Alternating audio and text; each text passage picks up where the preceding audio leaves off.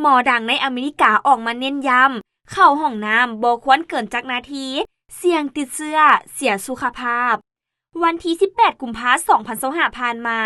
ดร.อามีคานทานหมอที่มีชื่อเสียงในอเมริกา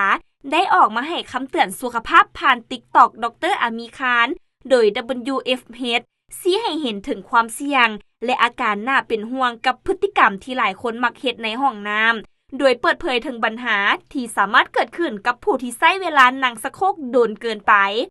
การนั่งอยู่ในห้องน้ำโดนเกินไปอาจส่งผลเสียต่อสุขภาพถึงแม้ว่ามันอาจจะเบิ่งคือว่าบ่เป็นอันตรายหลายพร้อมกับอธิบายตื่มว่าถึงแม้ว่าจะนั่งอยู่ในท่าที่โค้งตัวหรือก้มตัวก็จะเฮ็ดให้เส้นเลือดอยู่ในหูทวารรับแรงกดดันเพิ่มขึ้น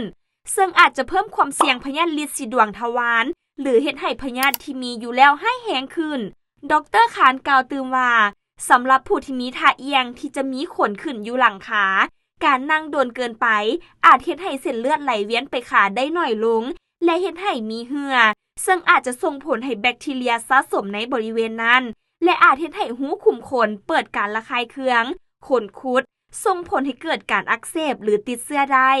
นอกจากนั้นยังได้แนะนำเวลาเข้าห้องน้ำที่ดีควรอยู่ประมาณที่5-10 นาทีต่อครั้งและอย่าเกร็งหรือฝืนถ้าบ่ขับถ่ายตามธรรมชาติให้ลองอีกครั้งในภายหลังหรือบางครั้งการวางตีนให้สูงขึ้นอาจช่วยปรับปรุงท่าทางและการเฮ็ดให้การขับถ่ายง่ายขึ้นและยังได้กล่าวตื่มว่าควรดื่มน้ำให้เพียงพอ